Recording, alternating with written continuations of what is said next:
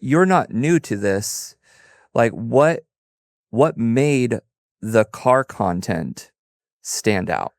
Yes, you're spot on that. So to me, anything you've done under 5 years is somewhat new still, because you're still crafting your skill, right? Yep. So beginning of this year, it was actually 3 years for me since I stepped into content creation world. And I started with real estate. That's when I got into real estate. Full time, I quit everything I was doing before. And I decided to try wholesaling, which is a great way, first step to take. If you have no money, you have plenty of time, you know nothing. That's how you get into real estate, which I did. I did some of that. In my first year, I did like 12 real estate deals, and most of them wholesale. So I made good money, and I had very little expenses. Right. Because I was living in my van at the same time. So I was doing real estate, getting into entrepreneurship full time, and living in my van all same year in 2023. And it was overwhelming for sure, but so at the same time exciting. And it's a brand new world to me. And that's how I got into real estate. And content world is its own world where if you want to be successful in content, especially nowadays when you're competing with AI now and robots, you want to be full in, and you want to go with the established strategy already, and you want to come into the space already established, kind like high quality videos, engaging videos. There's no opportunity for us to learn anymore. Right. Just take it slow. It used to be way easier, obviously, before COVID, and the fact that YouTube didn't have monetization requirements just proves that. Like you could come in 2019 even, right? Yeah. And if your video took off, got views, you immediately getting paid. Yeah. Nowadays, you have to earn that, right? You have to have 1,000 subscribers, which is not that hard. The hardest for me was getting 4,000 watch hours. You can ask a bunch of people on your word of mouth, in person, online, on Instagram, oh, go subscribe to my channel. Right. So 1,000 subscribers is not that hard, but make them sit and watch your content and get those precious minutes, 4,000 watch hours, right? Yeah.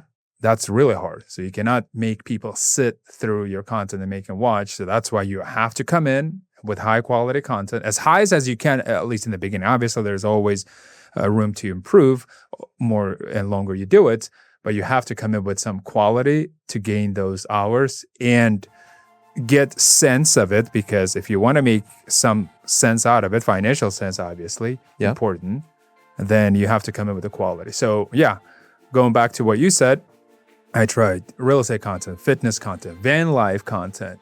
I was talking a lot about what I eat because people were asking me, hey, how you stay this active, healthy, blah, blah, blah. So I was talking about that as well. And I was doing car content because car is something that I always had passion for. But I just never took it seriously from financial standpoint. From my passion standpoint and what I love about them, it was always there. So I was mixing all of this in the beginning of my journey on YouTube, and then later on I decided to niche down because that's what YouTube loves. There's a lot of mistakes that people do, which we'll probably dive into. My name's Jesse. I am the host and the creator of Mobile Podcast Trailer, and I am here with my extremely famous friend, Red. Which, by the way, it's just Red. No last name, just Red. If you don't already know him, he has an awesome YouTube channel, Red as the Color, and he has found success in this car hacking journey that is absolutely fascinating. In fact, I met him as he was about 3 episodes in, not because of his content, but because he looked like one of the guys, Sam Parr, from My First Million. I was at the gym in the locker room, which is a strange place to have a conversation with somebody, but started talking to him because I was like, I think he could be Sam. It's a long shot, but it turned out he's not Sam, he's Red, but he had a YouTube channel that he just started a new demographic of his journey with this new car hacking idea. And he was 3 episodes in, And now, fast forward to today, he's 31, 33 now. 33 episodes. Yeah, I just uploaded 33rd episode this past Sunday. I started watching it. I have not finished it, but it's too much at this point. I actually watch. He's actually the only channel that I could say I watch all the way through. Wow. I would say part of it is because you're my friend and I want that content to be, watched all the way through, because that it does add value, kind of what we were talking about just a moment ago. But ultimately, I also find it fascinating. Thank you. And we're going to dive deep into that. That is the intent of this episode. And if you've never been here, this podcast is for dreamers, risk takers, doers, action-oriented entrepreneurs, maybe even entrepreneurs that never even intended to be an entrepreneur. They just wanted to do something creative, and then they find themselves running a business unintentionally. And if you've ever found yourself in a situation like that, and you're like, man, how did I get here? Then this podcast is for you. Welcome to the podcast, Red. Oh, thank you. I've never had such a warm introduction before, especially coming from you, who I admire for so many reasons. Obviously, number one for me, what I see in you, you're a great family man, father, husband. It's fascinating and it's truly inspiring. While on top of that, you obviously the breadwinner and doing so many other things besides running your family. Yes. So it's something that I need to learn still, because I can take all of the risks. I'm on my own kind of thing. Yep. I can be homeless and I'll be fine. I can take all of the risk and lose it all. But when you do it with your family and young kids still, and you're starting new things like this podcast and keep developing yourself in various areas. Now it's content, and probably has been content for others, for you, but now you're diving into it yourself. Man, it's been a lot 10 of years inspiration. of content. Yeah. That's a decade of experience in craft. So I appreciate you for having me. I'm excited. Dude, I when I saw you go to Cars and Bids headquarters, I was like, uh-oh, I think I missed my opportunity. Oh, Red's too big for me now. No. I'm not that big. A lot of people keep saying, oh no, it's pretty. I mean, I have around now 23,000 subscribers, approaching 23,000 on YouTube. YouTube is really hard. YouTube is the hardest thing I've ever done.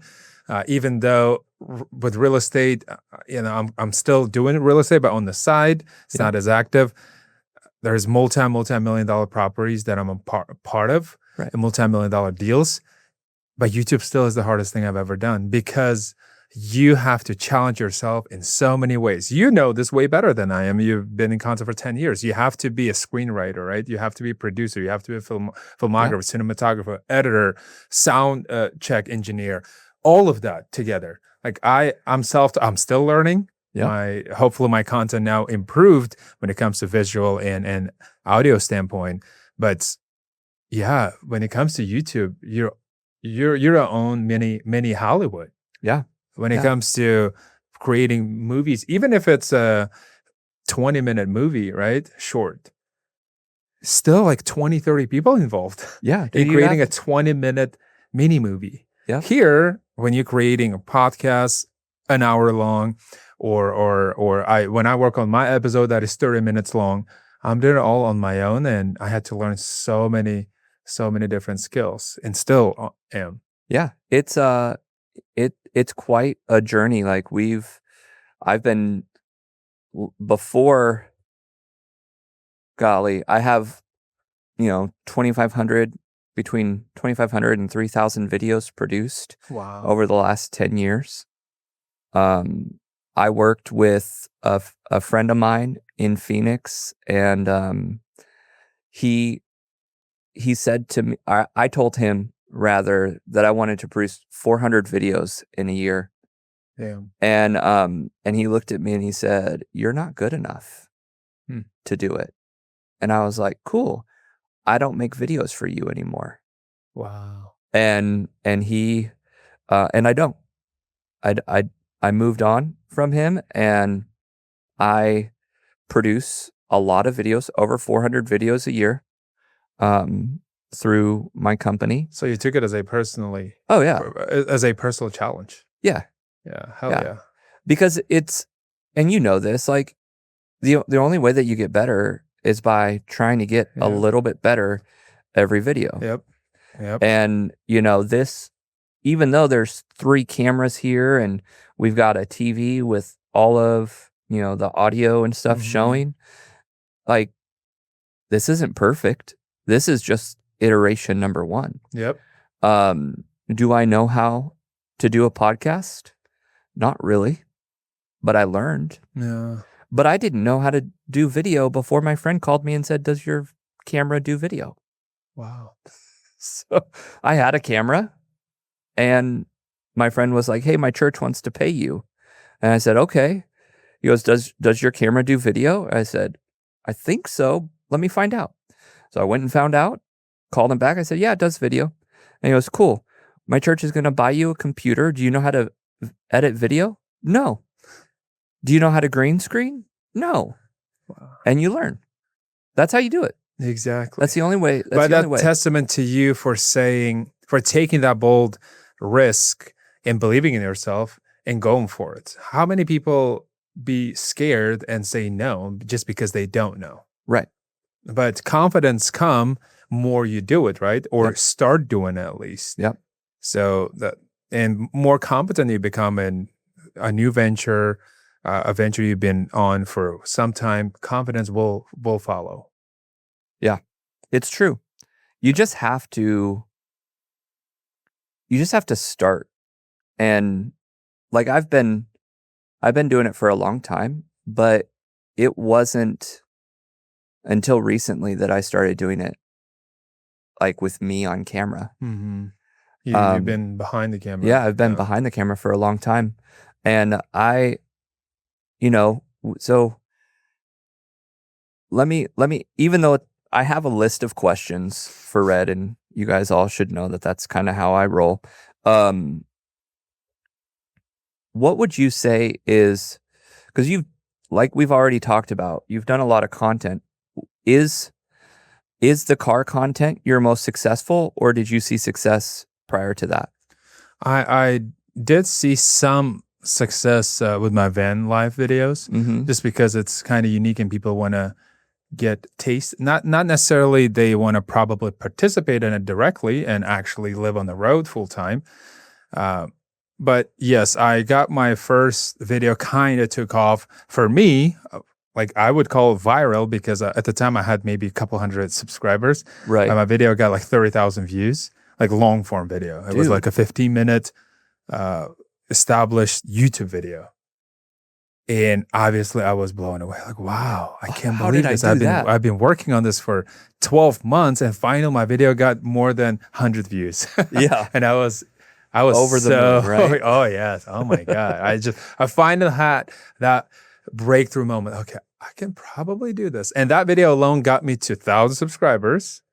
From 30,000 views, I got almost 800 subscribers. So I crossed that first desirable requirement. That threshold. 1,000 subscribers. Watch hours wasn't enough. Not even close. No, not even close. But that gave me confidence. Right. Competence came because, finally, 30,000. That's crazy because typical Taylor Swift concert gathers about 30,000 people, right? Right. So I was able to have that's online. Yes, it's from the comfort of the couch, probably across multiple states, but still 30,000 people tuned in. To me, that was a proof of concept. I can do it. I don't have to get 30,000 views anymore. If I get next 10 videos, at least 3, 4, 5,000 views, I'm going to get to that 4,000 watch hours. Yeah. So, but I knew van life not going to be my niche, and I didn't want it to be because I'm going to have to end this chapter. No, not. I mean, I did for 12 months, which is awesome. Yeah, I did it. I checked that box, and I knew this is not for me. It's not my lifestyle, but I wanted to try it. And instead of getting to my retirement age, when people actually want to do it, so when kids are out of the house, you downsize and then you do it in your RV that you purchased for $200,000 and you want to lavishly. Yeah. That's great and all, but I didn't want to wait until I'm 65 and do it. I wanted to do it when I have all of the energy. I wanted to do it in my 20s, and I did it for 12 months, and now I know what it's like, and I did. And if you want to return to it, you can. Absolutely. So tell me, like, why do you think that the car hacking content really caught fire? Because when we met, you had just hit like a really like significant view count on like your third upload. Yes. You crossed like 100,000 views on Yes. one of your first 3 uploads or Yep. something like that, if I'm recalling Yep. correctly. And you were, when we met, you were like thrilled at that, which Yes. anybody getting 100,000 views, which I recently, did on a video, and I called you. I was like, why did this happen? Yeah. And we discussed it, and we'll probably discuss it a little bit more here, but like, why the car content?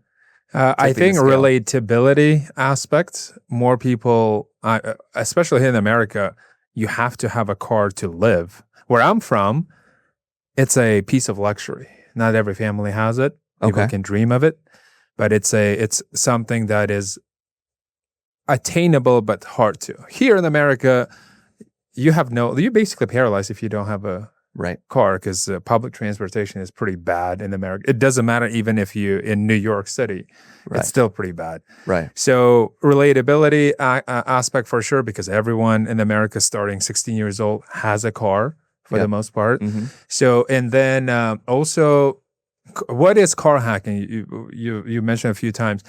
It's not. I've never seen anyone talk about it.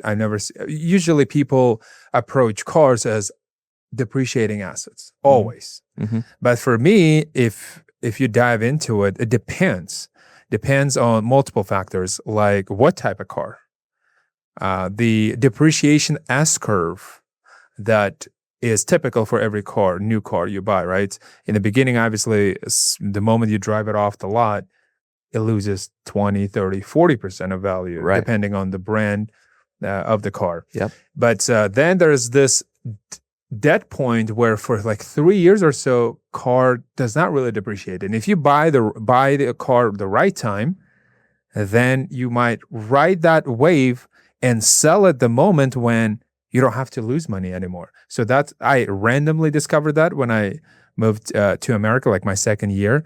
I bought a 2008 Cadillac CTS, and I had it for about 9 months.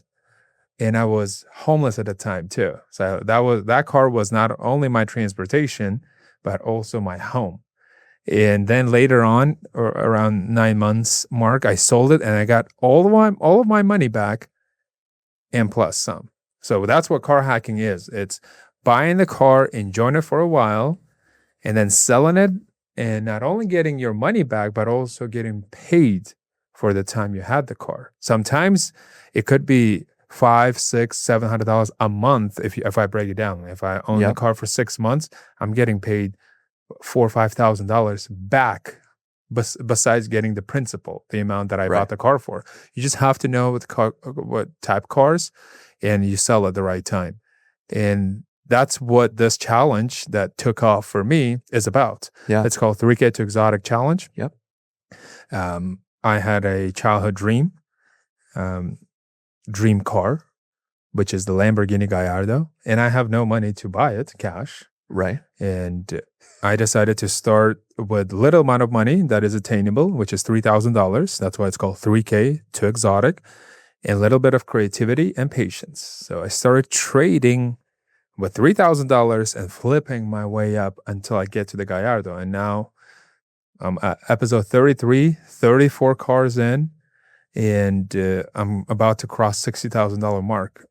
And I haven't invested a single dollar into it. So my original $3,000 grew me to $60,000. For $60,000, I can buy a great supercar like a Ironman's Audi R8 right now, and still have $5,000-$6,000 in my pocket. And you can get it, put a little bit of money into it, turn around and make it make you money. Exactly. That car at this point will never be worth less than 50 grand at least. Exactly.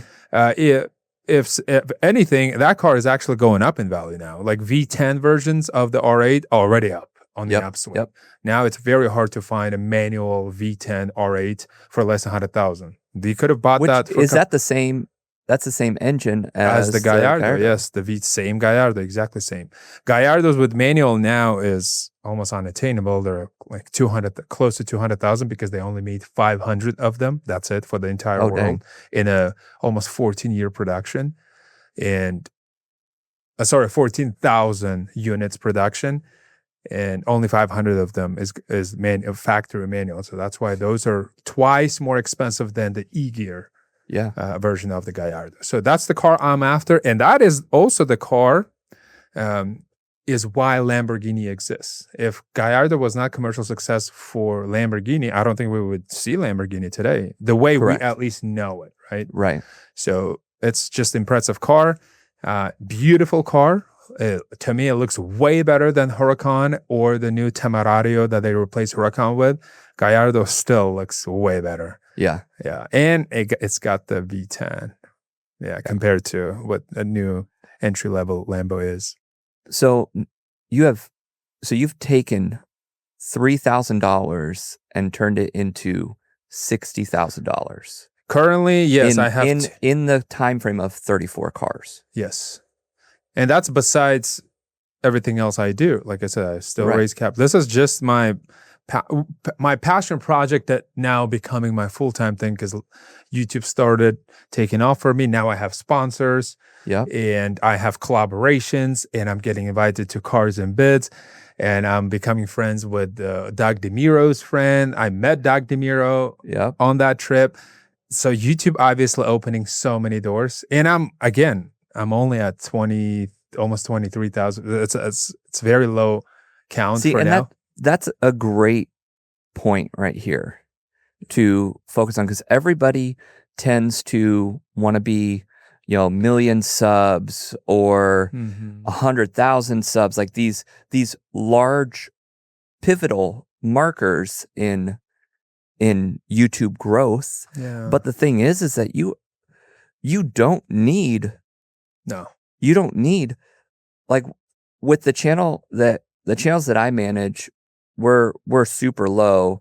But one of my best channels is almost 11,000 subs. And really it's a very niche demographic. So it makes sense why the count is low. We're structuring our videos a little bit differently now since the recent success of one of the videos. And we're doing framework analysis and stuff like that.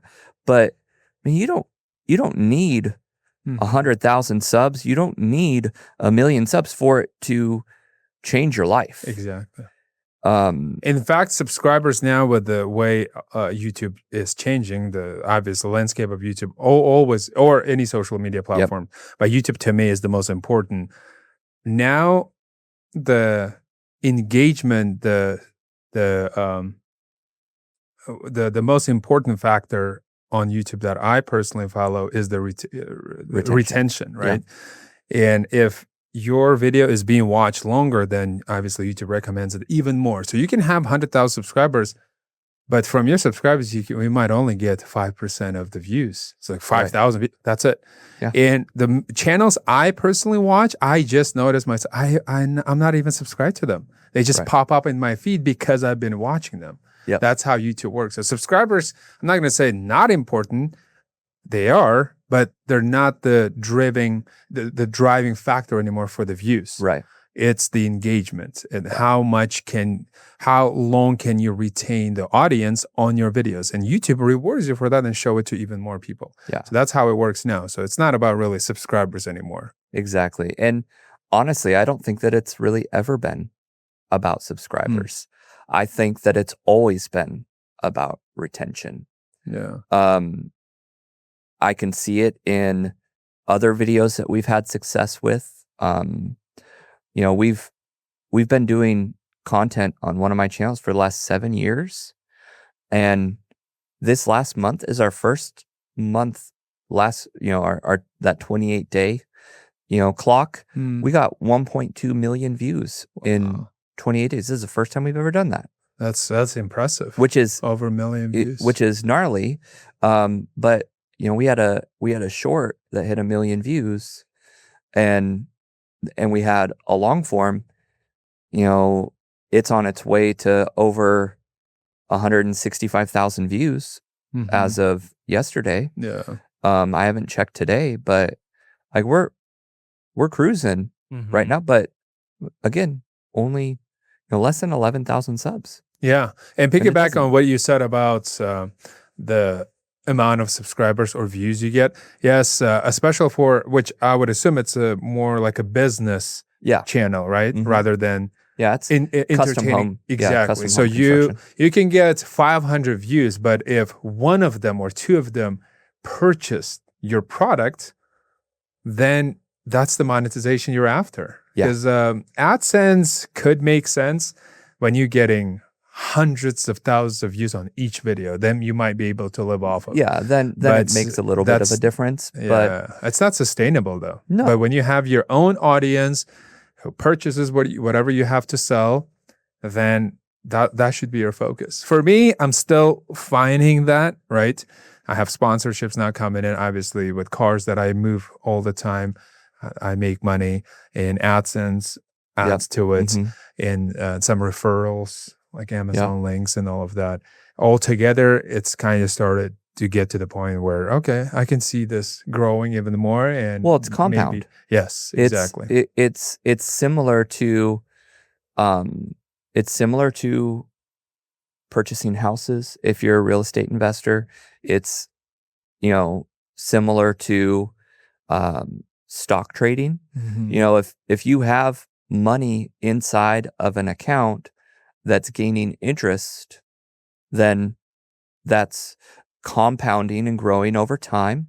That's essentially what a YouTube channel is if you can have evergreen content that compounds over time and you're just building upon it, you're just seeing so if you can, the cool part is not only are you buying cars and selling them each time, and I think that we don't really need to mention it, but you haven't lost any money on any sale. There's one car that I do want to talk about that you had for just a few moments, which was a sad situation. But overall, you haven't lost any money on any of the cars that you've done, which is insane that you haven't lost any money yet. It's, you're 34 cars in and you've won every single time, it in varying degrees. Some couple $100, some several thousands. So which car has been, we're gonna take it two ways. Which car has been most successful and which car has been the least successful? The least successful would be the auction car that I bought. It was a 2004 Chrysler Crossfire that I bought at the IAA auction. Even though it had a clean title, it just being an American Chrysler product. It had a lot of little issues that added up and cost me a lot, and those are not very desirable cars. I bought it for $875 with all the fees out of the IAA lot. Because I bought winning bid was like $475, which is insane. Insane. You can buy a car for a few $100s, and it was running and driving. It just had a lot of issues, small issues, and all in all, I got into it for around $3,000 or $20, almost $3,000. And I had it for sale for a while, and I only made like $400. So to me, it was the indication that it's not worth going to auctions or like insurance auctions or even dealer auctions with clean titles like Mannheim or Odessa, where all these car dealers go buy cars. Because I noticed after COVID car prices at auctions still haven't come down. They No. have on the private market, right? Right. Cars are not selling. Used cars are not selling anymore for more than new cars like it used to. Right. But at auctions, for whatever reason, prices are still high, and some smart car dealers buying cars on Facebook or Craigslist privately and selling them at car auctions to other dealers, which supposedly a wholesale price, but they're selling them for more. They're making money this way. To me, that doesn't make sense to go to a car auction and buy it. No, I keep buying them privately. Yeah. And obviously, the fact that you can test drive it, actually see it, and take it on the freeway, take it to 60, 70 miles an hour, it's just a lot more reliable. And maybe that is why I haven't lost money on any of them yet. Right. But my most profitable now was Toyota 4Runner, third generation Toyota 4Runner. After COVID, they start going up in the value. They still going up in the value. They're insane. This recent one that I sold is the car number 32 that I found in Tucson. I paid $11,000 for a 26-year-old car now. Was it 99? No, it was 2000 or 2001, something like that. Yeah, it was. But it's the same generation. It's just, they made them from 97 through 2002, 2003, and 10 years ago you could have bought a clean example for like $5,000-6,000. Nowadays it's triple the value, so it's beating the S&P 500, and truly that is very true. You can buy that car, clean example of it, lower miles, like around 100,000, or if you can find even less than 100,000. That'd be great. Now you sit on it, you're gonna at least gain 15% probably a year on it. This is not a financial advice, but that's what I've been noticing. And I owned personally for some time 97 in burgundy, two-tone color, four-wheel drive limited. It was beautiful, sweet ride. I bought it during COVID for $6,700 from the original owner. And then I had it for almost a year, off-roaded in multiple states. It's beautiful. It was my daily. And then I sold it for 97. So I made $3,000 on it or something. Yeah. That's insane. And to me, that was wow, I'm winning in life. But that car today is worth at least 14-15 grand because it was like 130 something thousand miles when I sold it. So it's insane. Yeah. So every year it's gaining at least 15% in value. And going back to this car that I just sold, I sold it for 17 grand within the first hour I listed it. I asked way too little for it.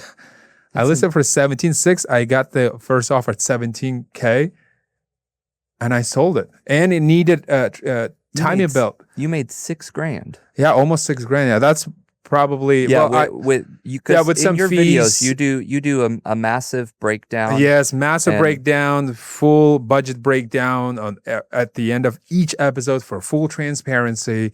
And I account for every single expense, like even gas that I put into it or Uber ride it took me to get to the car and pick it up, right? It's all transparent because I have that obligation and promise in front of my audience that I said that you can do the same thing. I'm documenting the whole entire journey from the moment I find a car, what I do to it, how much money I spend on it, how I sell it, how I found everything step by step. You can literally watch these episodes and learn how to find cars and flip them.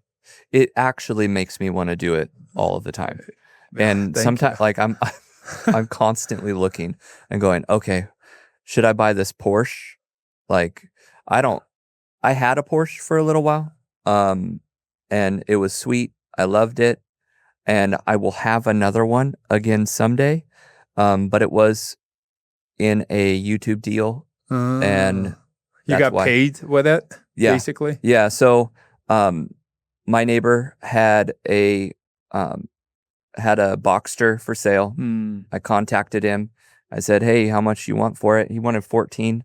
And I was like, okay, well, that's way too expensive. It was 986 generation? Yeah. Okay. So 05. All right. It was either 986 or 987. All right. And I was talking with him, and I was also talking with one of my editors, and I accidentally sent him, some editing jargon, and he's like, "What are you talking about?" And I was like, "Oh, sorry, that was supposed to go to my editor. He's working on a video for me." And he's like, "What do you do?" And I was like, I'm a content producer on YouTube. And he was like, "Oh, dude, I've wanted a YouTube channel." And so we started one. Um, and it was food content. He's a chef. And the whole premise was to shoot, chef inspired meals in a regular kitchen. Nothing, no Fancy. special, no fancy ovens, no fancy anything. And it popped off. First few videos, they were short form content, 12, 30,000 views. And I was like, this is going to be bonkers. But the whole deal was we were going to do like 12 long form videos and like 60 short form videos a month as payment for the car. And that was going to be a 3-month run. And at the end of 3 months, we're in the clear. We got like 8 videos in, and he all of a sudden couldn't do it anymore. It was too much for him. And it was too much. He ended up having surgeries and all of these different things. Like, it was, to be honest, self-sabotage, in my opinion. Because I feel that he thinks that he is not worthy of great things. Wow. And so he was like, Jesse, I don't know if I'm ever going to be able to do this again. And I said, cool, well, I have to give you the car back then. And he was like, you could buy it from me. I said, the whole deal worked because we were going to do this as me helping you, and in payment, no money out of your pocket, I get the car. And he was like, okay, fine. And so I titled the car back to him, and he ended up selling it. But I had to walk away. Yeah. Which was unfortunate. But enough about that whole train wreck of a story. But it's just the way that it is. Like, some people, I like to work with people who are hands off. So my clients, I shoot the content with them. We edit, we upload. They don't see it. No. They don't see the video before it goes up. It's just one and done. Up. We do it annualized contracts, once a week, twice a week, 4 times a week, depending on, the style of content, and we move from there. They don't, my clients don't have an input of like, oh, can we change this? Can we drop in this B-roll? Can we do this? No, it's because it's just, we're producing content. It's one video in the vault of videos, and that's the way we run. All right. And we tweak along the way. We make the minor changes. Okay. So that's fair. But let's go with this. I'm going to look down at the list. And this actually kind of goes along with what we were just talking about. In the world of content creation, is strategy or inspiration more important? Strategy, definitely. If you go off of inspiration, what to me means you're just going off of feelings. Yep. Feelings are deceptive. They're temporary. You can feel high, so like naturally, right? High off of life, whatever. But there will be moments when you're going to have to come down. And if you stop doing what you're doing, like content creating, then it's going to punish you. Right. So strategy is important. You stick to the schedule of upload. It doesn't matter how many times you upload, as long as you're consistent. It could be once a month. I watch this guy who uploads once in 60 days. So every time he does it, he gets millions of views. Yep. So he uploads like 4-6 videos a year, but he sticks to that schedule. I stick to it once a week. No matter how I feel, whether I'm sick or traveling or on vacation, I still try to do my best and whatever it takes to schedule, to stick to that once a week upload, certain day, certain time. It has to be dialed in to that extent, because if you have even 100 people watching you, you have an obligation in front of you. You made a promise, and you have to stick to it. Integrity is everything we've got. So strategy, definitely. Inspiration, again, he could be inspired for one video, for 2 videos, whatever. But then if you done with inspiration and you're not uploading, what was the whole point of it? Yeah. Only strategy and formulated schedule and consistency actually works. So that's the name of the game, consistency. And consistency only can work with strategy. Yeah. So with that being said, is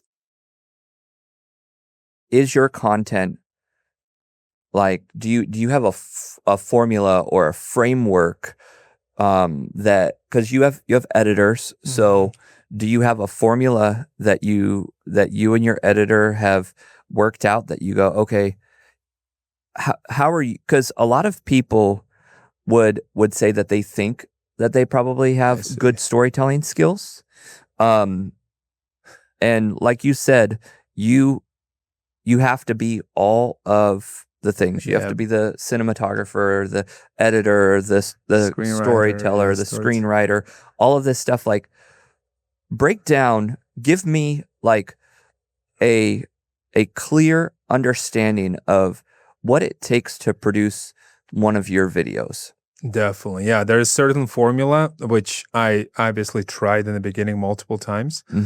Currently with the We Get to Exotic Challenge, I kind of stick to the same because it worked for me. Not every video obviously performs how I wanted, but at the same time, this is the longest running series on YouTube now, 33 episodes. And it's probably going to be another 15 or maybe a little, to give it a take, another 2 or 3 episodes until I get to the Gallardo.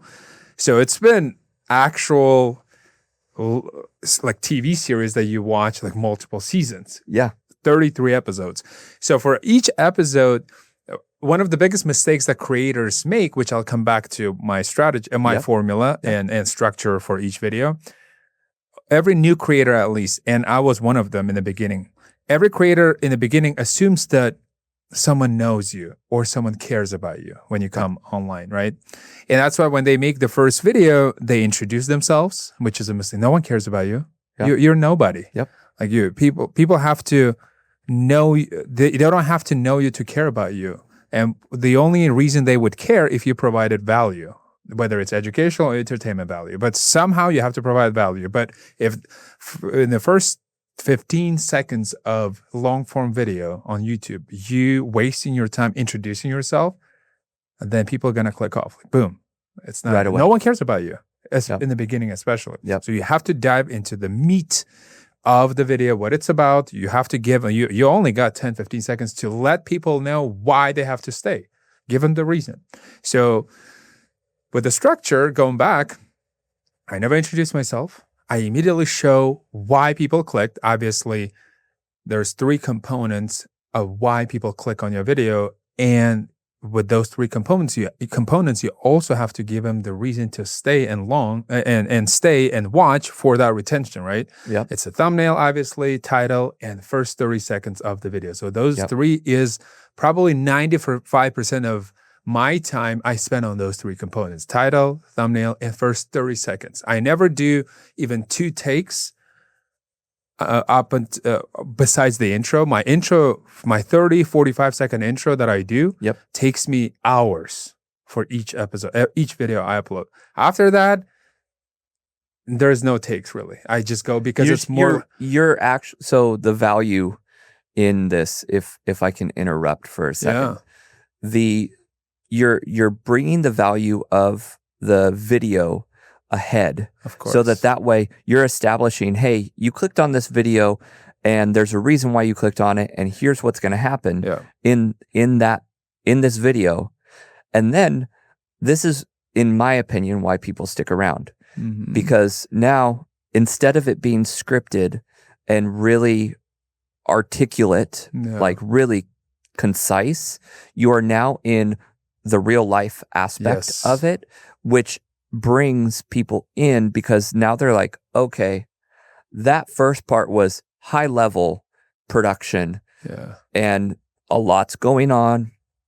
I would say not so much Mr. Beastie, but like there's a lot of elements of it, a lot of movement, a lot of quick dynamic changes, some effects on the cars and stuff like that are important, but those are drawing people in.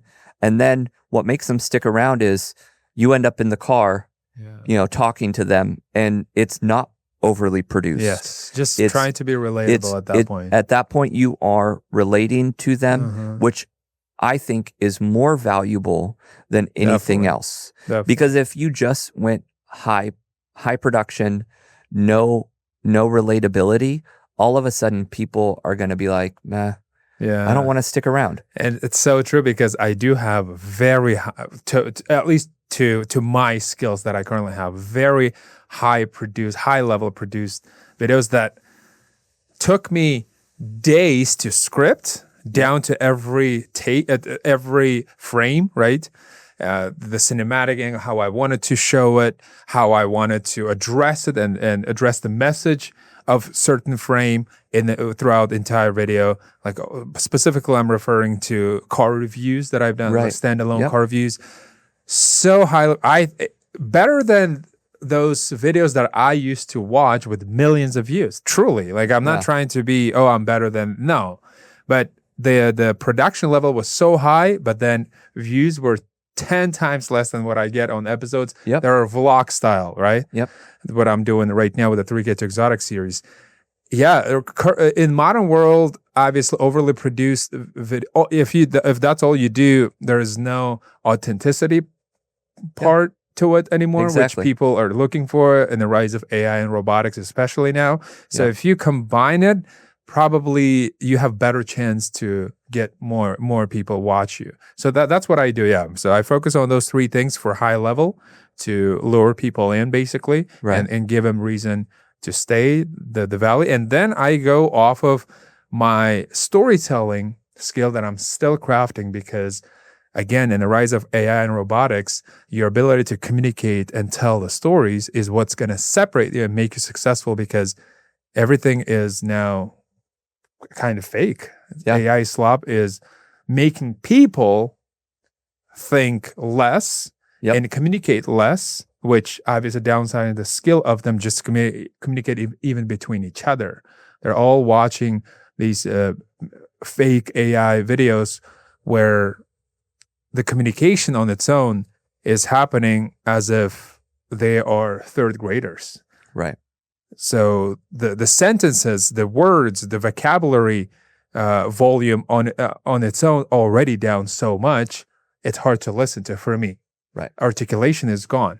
Yep. So for me, I want to make sure a third grader can understand me, but at the same time, I want to be very clear and articulate about my communication and tell the story of what's happening around me very clearly. And that also gives people reason to stay. Yep. Well, one of the things too that I notice about your content that a lot of other people don't do is your use of we. Which I think is a bigger component than anything within your storytelling. You're always taking your viewers on a journey, and you're always saying, this is what we're doing. We are going to go to, instead of, because this is going back to what you said earlier, where people don't care about you. You're not saying I'm going to go look at this Honda S2000. I'm going to go look at this, Mercedes Benz. You're saying, hey, we're going to go together and we're going to look at this car. We're going to get this car. We just, like, you get back in the car. When you go and purchase a car, you get back in the car and you go, guys, look at what we just did. Yeah, that's right. You draw people in, and I think that's what makes me stick around.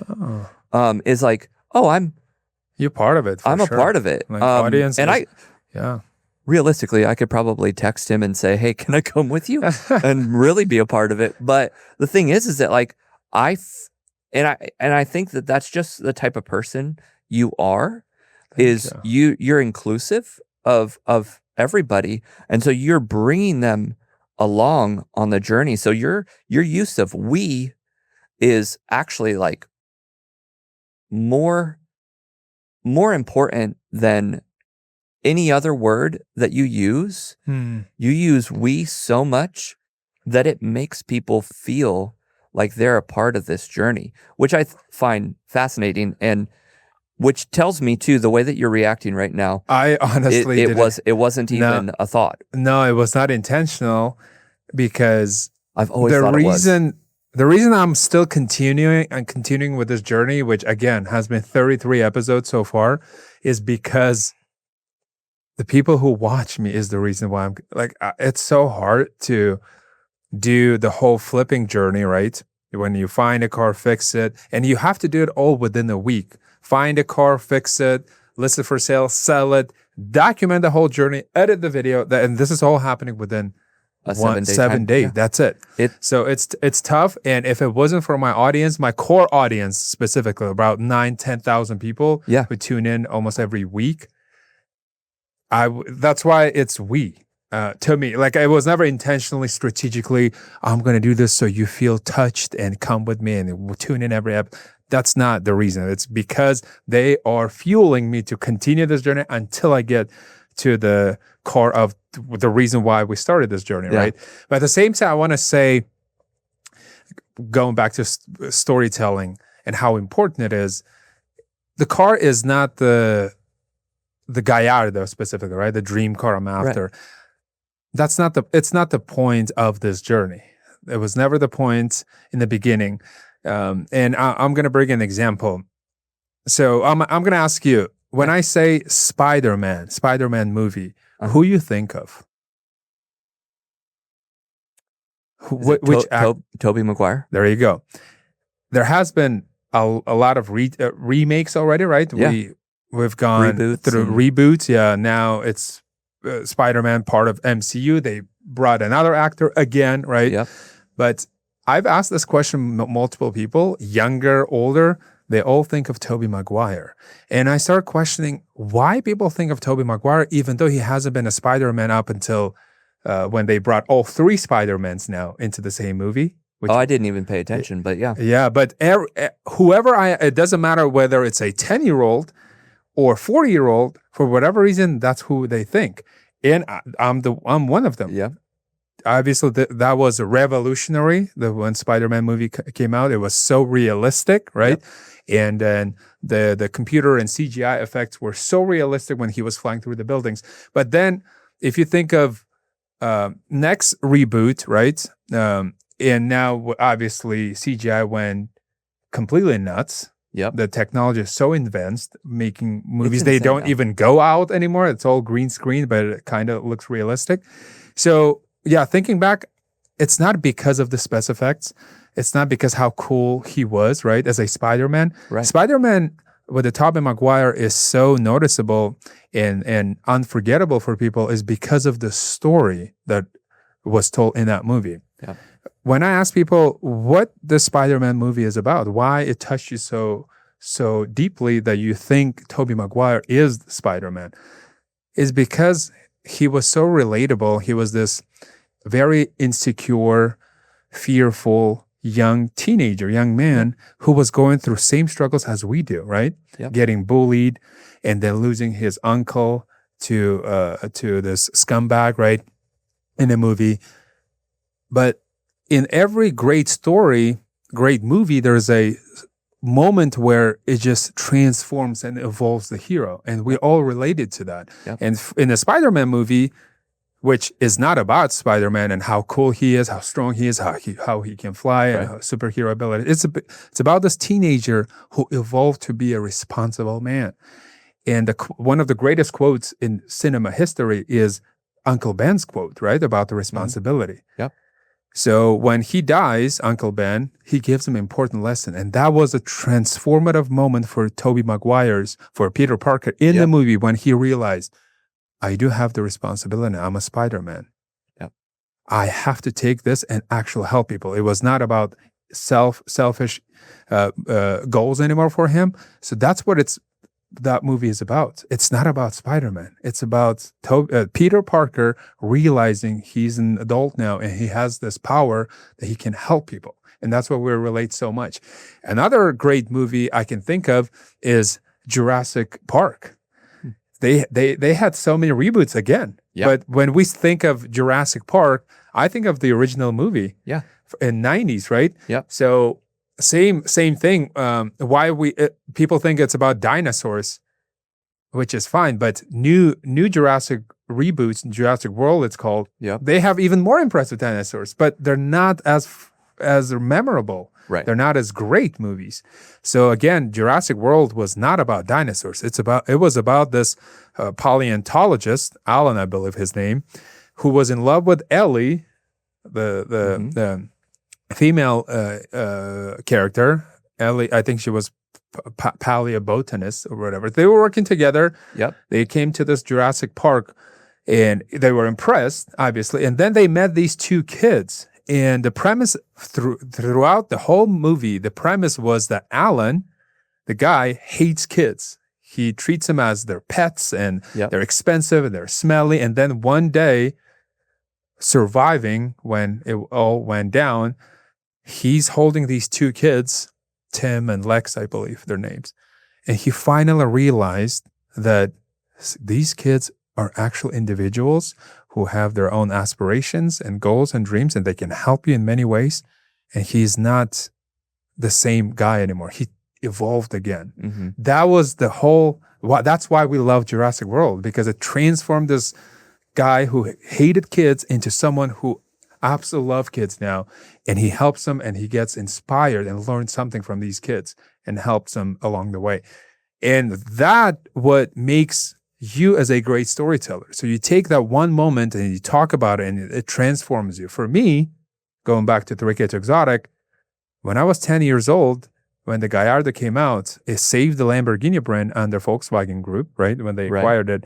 To me, that was a transformative moment when I realized cars is something I love. And Gallardo was the car that made me fall in love. And after that, I immediately went to my dad when they announced that I had this poster in the bedroom where I shared. My bedroom was a little bigger than your mobile podcast, which is a lot more luxurious. I shared that with my two younger brothers, and I had on one of the corners, I had that poster that I made my mom to buy it, even though we couldn't afford even that really to spend money on. Right. And I had it on my wall, and I would look at it first thing I would wake up in the morning, and last thing when I went to bed. And that made me fall in love with cars. And I asked my dad, "Can you teach me how to drive?" So by the age of 13, I was able to drive a stick car because that's all. That's that's all that was. We were blessed enough to have a car which was so crappy with no AC, 90 horsepower, kind of so underpowered. What was that first car? That was Soviet Union Zhiguli from Lada. It's such a pathetic little car, but to us it was everything. Perfect. It was everything. So that's the transformative moment for me that inspired me as a kid to fall in love with cars, and now as an adult to fulfill that dream of a 10-year-old Red. And that's what I'm doing. That's all I'm doing. And my hope was that as I am sharing that story of a 10-year-old kid who fell in love and his life was transformed because of the Gallardo, now I want to inspire others to do the same and aspire to do great things with the limited resources they have, because $3,000 for someone, it's a lot of money, but it's not unattainable, impossible amount of money. It's not a $300,000 amount. It's $3,000 that you can save up over a few months, few weeks, whatever it takes you. And then adding creativity and being resilient, getting to that goal, you can have your own dream car or, I don't know, buy a house or whatever. So that was the whole premise. Well, I think too, this is, the framework for a good story is tension, knowledge that the story, like knowledge of what they're trying to accomplish always, and tension again. Yep. The hero's journey, I didn't prepare well enough to really like dive into the hero's journey framework of storytelling. But like, as long as throughout the movie, like if you think about Toy Story, you always know any Disney movie, any Jurassic Park, Mrs. Doubtfire, all of these classics that we all relate to in some strange way. Mm-hmm. The idea is that you know what they're trying to get to at all times. Yep. You understand the tension at all times, and you understand the transformation once it hits. Yep. And that is like at the root level, $3,000 is in America a attainable amount of money. Mm-hmm. You could, in fact, it's funny because Eli in the last day has really started to think about like, okay, what car do I want to get? He wants to get an old truck. Nice. And he's like, I want to get it for $1,000. It doesn't have to be running. I just want to get it and we can work on it and build it up and revive it. But he wants to start with something that's reasonable. Exactly. And if we go about it that way, then with the time and the energy and the effort that you go into it, you could actually turn it into something. And that's what you're doing. And that's why people relate. Because not only do you keep going up in monetary value, but you also keep coming back to reasonable and realistic cars. Yeah. Honda Accords, Toyota 4Runners, even the S2000 is a semi-reasonable vehicle for people to buy, but you also go back to, $3,000, $4,000, $5,000 vehicles that are always, if purchased right. And this is where, like, when you're in real estate, when you're in investing, it's always on the purchase you make money. Is where you make the money. And so if you buy a Honda Accord in California at $3,000, $3,800, and you turn around and sold it for $5,100, like you did it because you saw, you have techniques. There are skills that you've developed over the years in negotiation and how you write your descriptions, how you position the product on marketplace that gets people to interact with you. Because you can go on to marketplace and go, oh, look at this guy that's got his thumb over the license plate and he says, so if you send me, is this still available? I'm not responding. Cool. I'm going to text that guy and I'm going to ask specific questions because I know that he's tired of dealing with people. And so I'm going to capitalize on that. And those are the types of things that make it doable. But again, you keep on bringing people on this journey that's completely relatable. Like you said earlier, in America, most people have cars. So, and not everybody's driving around Porsches. No. Even though you could get a Porsche for $2,500 exactly on Facebook Marketplace. I constantly am like, how do I buy a Cayenne? Like, could I buy, like, because I could sell my truck and I could probably pull this trailer with a Cayenne pretty easily, and I can get it for $8,500. A lot cheaper than your truck for sure. Yeah. It's as far as how long have we been going? We've been going for a while, huh? An hour? A little over an hour? I'm gonna ask this question. We kind of paused. What has surprised you most about this journey? How long people can stick and support you, honestly. I didn't realize that I'll be able to go this far. When I first launched it, my goal was to attract as many people as possible to get to that 4,000 watch hours because I was still trying to get monetized. Right. And with this journey, 3K to Exotic, this was my last try on YouTube because, again, I tried so many different niches. And I said, if this doesn't work out, then I'm just going to give up. Because at that point, I was approaching 18, like year and a half of basically no results. I put so much time and effort and energy. I'm paying out of my pocket. It's costing me money, but yet I didn't even make a single dollar yet on YouTube, and I didn't even get to my monetization standpoint. So I launched this challenge, and it got one video. It took me one video, boom, Took off. that took off, and second episode went viral for me, and people believed in me, and that still blows me away. Like, I have core audience of about 10,000 people keep rooting for me, and they're waiting every single Sunday for me to drop a new episode with the next car that I bought and the next profit that I added to the overall budget. Am I closer to the Gallardo? And they're sending me deals. Oh, I found this Gallardo on the East Coast.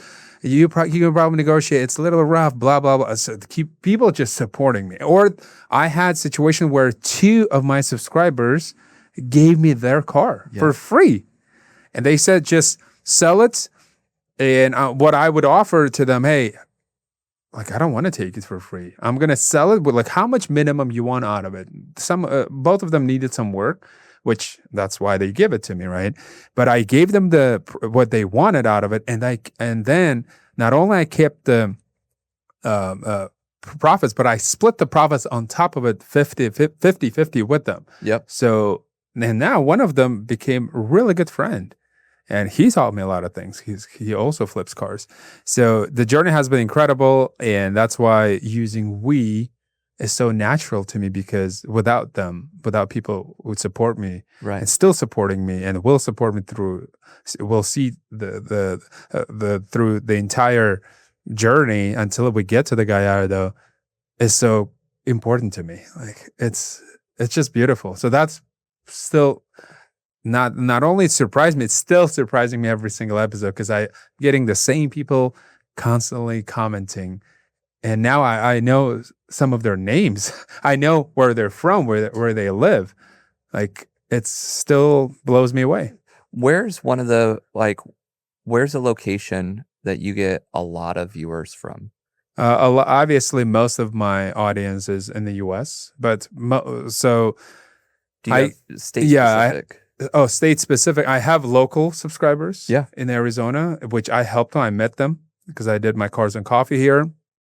And state-wise, a lot of East Coast, like Midwest specifically, because I guess in Midwest, people dream of buying cars in places like Arizona and California. We have the best weather for cars. So I get a lot of East Coast. New York a lot, Illinois a lot, California for sure, some northern states, yes. Interesting. Yeah, Florida. Like, all over, honestly. State-wise, yeah, it's unless they let me know what state they're from, because YouTube not gonna specify what state. It's gonna specify the country. But yeah, a lot of Canadians, honestly. Like, my second biggest country that's watching my video, I believe that. from Canada, yeah. Yeah. And then Europeans, yeah, which I love, yes. Exactly. What would you say most creators get wrong about creating content? I would say, again, what I already mentioned. They assume people know them. They make their first video, and whatever they share in the first video, they assume they don't have to talk about it a lot. Or again, right? They introduce themselves, and they don't at least highlight. If this is some kind of continuation of previous video, you have to assume no one knows you again. So that's why even at episode 33, in my first 30 seconds, you don't have to watch my first episode or second or whatever episode, previous episode, to understand what's happening, because I immediately in the first 30 seconds keep them up to date. What's happening? This is the car I have. This is how much money we have, and this is what we're gonna do. And this is where we started. It. Yes, exactly. We started at 3,000. Now we're at 40,000. And this is the cars we have. And this is how many flips happen. And in this video, we're going to do this. That's it. They don't have to go back. So every time you have to treat every new video you're working on like no one ever watched it before. That's number one mistake. And I'm going to keep saying this is the mistake. On that horse. Yes, exactly. I want to look and see if there's anything. Yeah.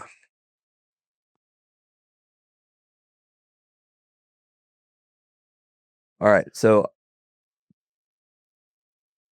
this is going to be So we got a couple more questions and we'll wrap up soon. But what is a pivotal moment in your life that most people wouldn't know about your story? It was in 2023 actually when I got into entrepreneurship. I don't really talk about it a lot, but I was married. Mhm. I was married and it didn't work out. It's just, I was in my early 20s when I met this woman, and she's wonderful in many ways. It's just it just didn't work out. Fundamentally, we were different people, Right. and I felt like I was in this corner and not being ambitious enough, or I would get punished for being ambitious and wanting too much. So I felt like I was dying inside in that relationship. Mhm. And despite that, we still got married and it didn't work out. So once I got out of that relationship, I felt alive. Like I felt alive. I wanted to take risks again. And the biggest risk for me was to get into entrepreneurship and not having 9 to 5 stable kind of lifestyle and believe in myself really because paycheck is not coming every other Friday anymore. Right. I have to make it work. And depending on what I do is the fruits I'm gonna get.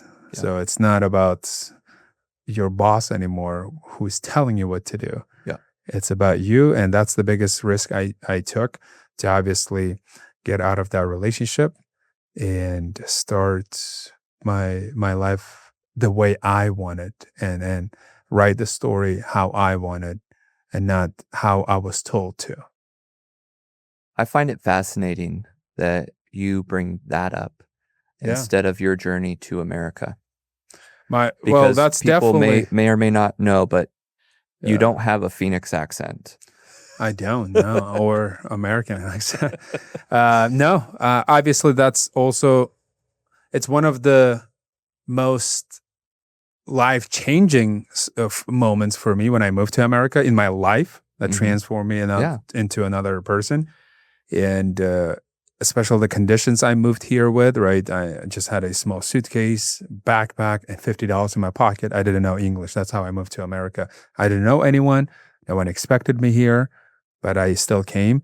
And I somehow made it to this point, and I'm super grateful for this country. I'm grateful for everyone who I met in a negative or positive way because they're all taught me something. Yeah. And without those people and their influence, I wouldn't be here today. But to get onto this path of self belief and self conviction that I can do it. And also in 2023, I came to Jesus, and that is why I'm bringing this example, this moment that was a pivotal moment for me Yeah. when I got out of the relationship, marriage, and went completely different path. And I never feel lonely anymore, even when I'm completely alone. Even when I was in my van in the middle of nowhere, kind of far from every little Right. town, even like no civilization around me.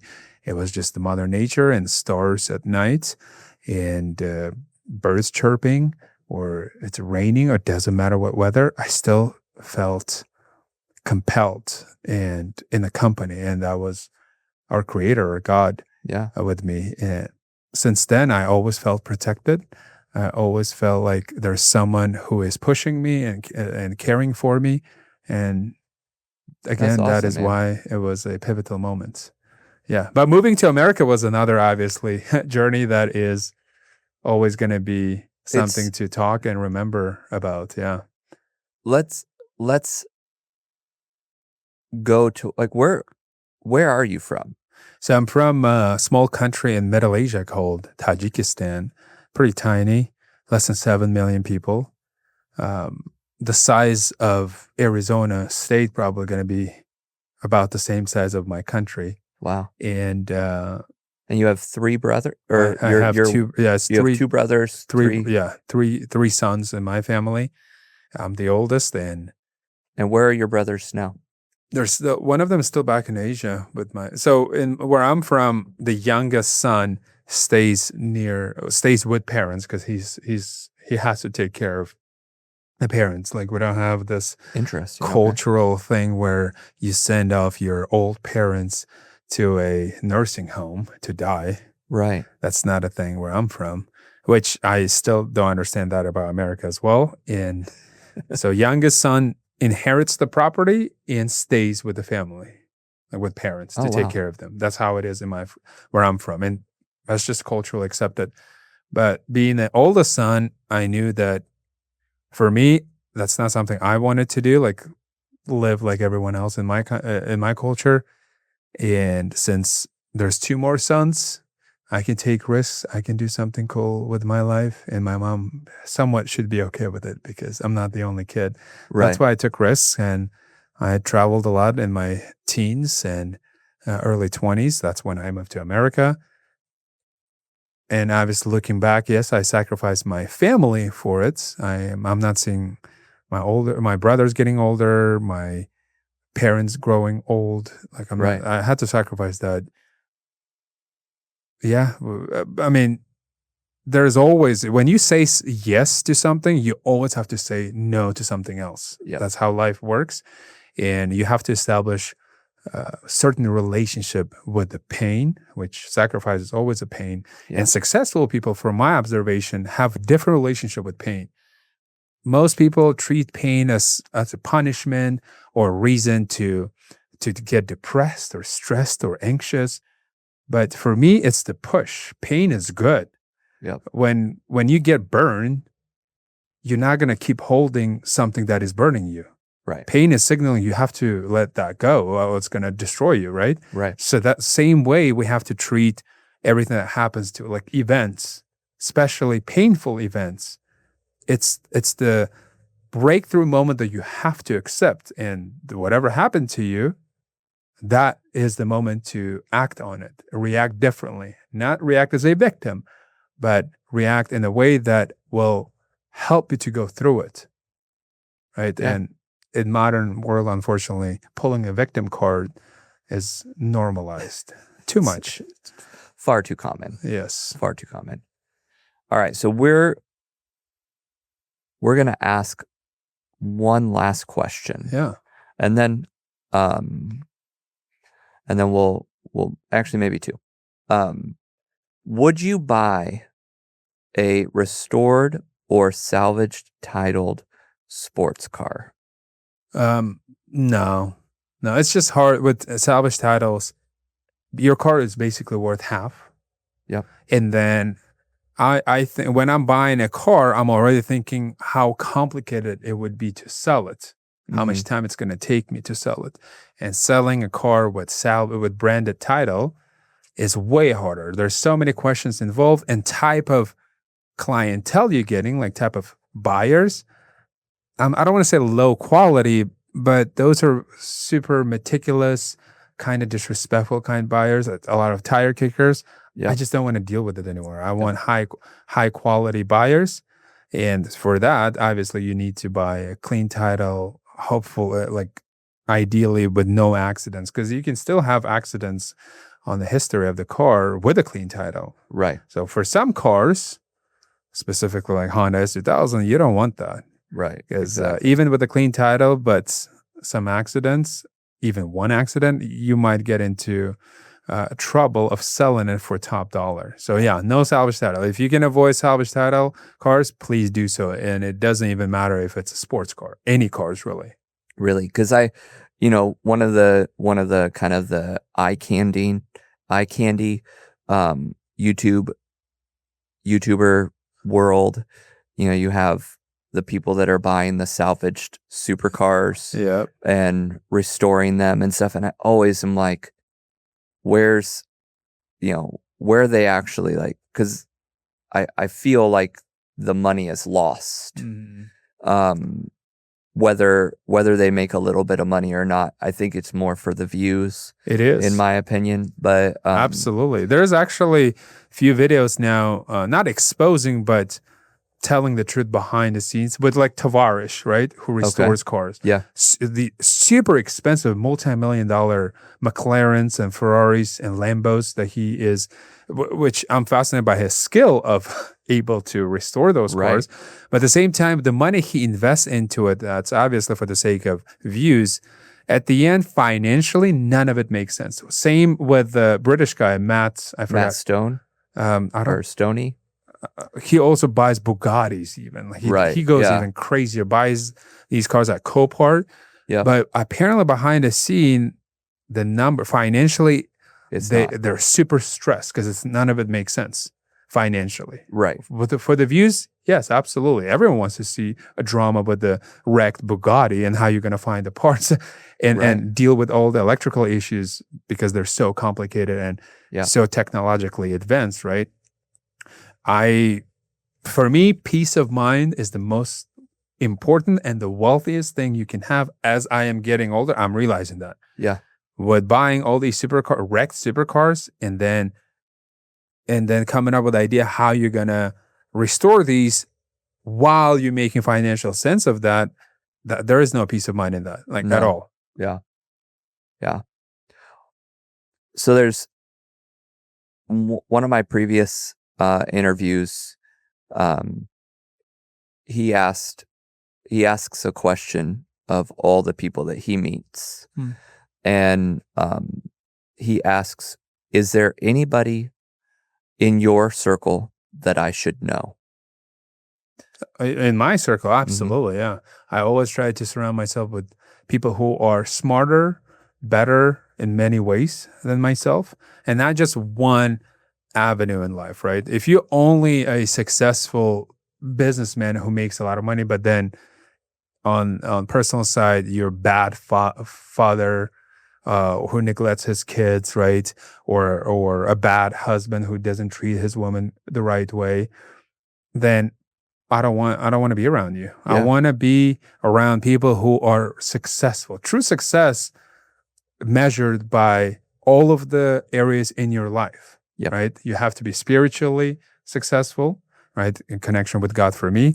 And then you have to be a great, if you're a husband, father, a boyfriend, just a great man overall from human standpoint. And then when it comes to money making, yeah, obviously I want to have, and for men, it's tremendously important to be providers and protectors. Yep.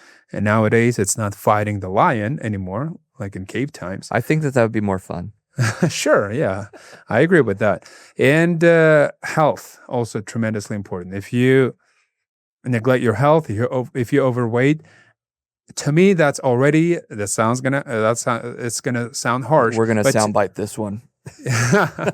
But to me, if you're overweight, unhealthy physically, that to me just signals that you are not a very disciplined person who I can trust. Because you cannot trust yourself. You're not disciplined. You cannot hold promise to yourself. Why would I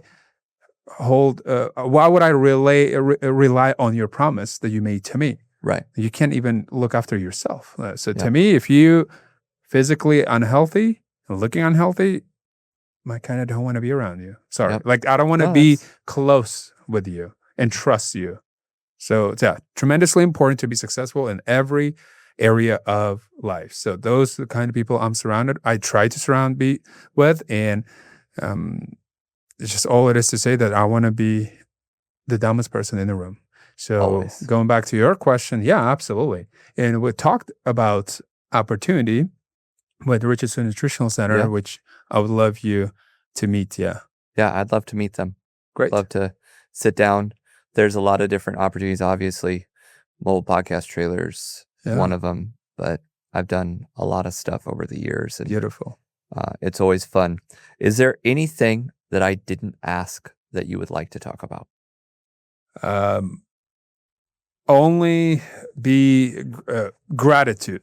Gratitude that you exist, that we woke up, is one of those things that we don't even think about, right? Right. Every day in America, I think, I don't want to misquote this, but it's in hundreds of thousands of people, right?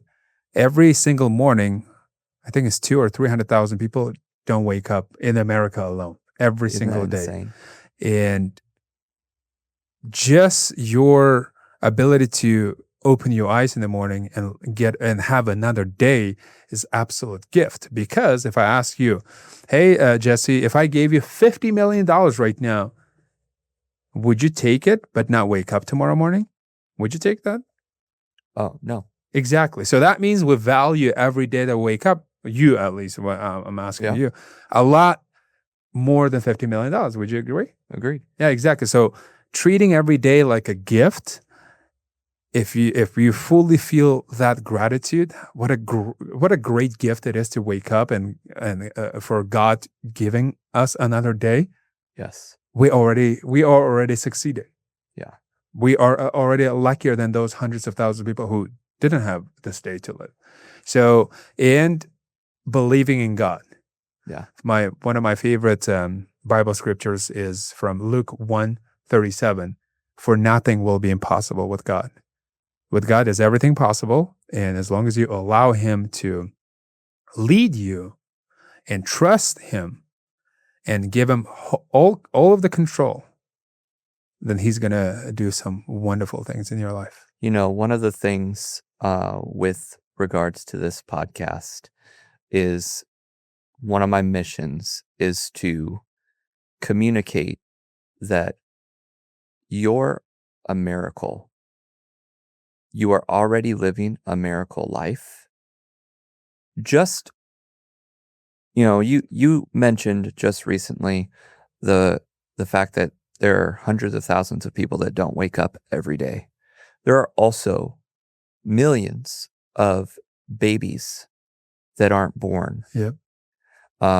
every day, every year, that either can't fully come to term, they can't survive outside of the womb. There's a myriad of Or get aborted, unfortunately. we don't need to abort any babies No, it in should this be illegal. country, Absolutely in illegal. any country, because unfortunately there are hundreds of thousands, millions of babies that don't ever make it out, and that was just natural selection. Yeah. To one, be conceived and be born is the biggest miracle of all. So to be living into the life that you already are is a miracle all on its own. To have the gratitude and the understanding that God is with you and receiving the joy of it every day is amazing. Yeah. A lot of people don't realize how awesome it is to grow up in any country and live, and how much of a miracle it actually is. So you already are living a miracle life beyond measure. And I know that you understand that. And, there are times in my day where I don't want to be a grown-up anymore, just because of the stressors and stuff of life. But like, that doesn't take away from the fact that I love being a dad. I love being a husband. I don't necessarily want to have to make money all the time, but that is a part of our role as providers. Yep. And so you are already living a miracle life, and thanks for joining me on this little podcast that's got such a pleasure, man. 24 subscribers. That's okay. Continue. Consistency. You have to start somewhere. And absolutely. As you guys know, for those who have made it all the way here to the end, I appreciate you, and we'll see you guys on the next one. Beautiful.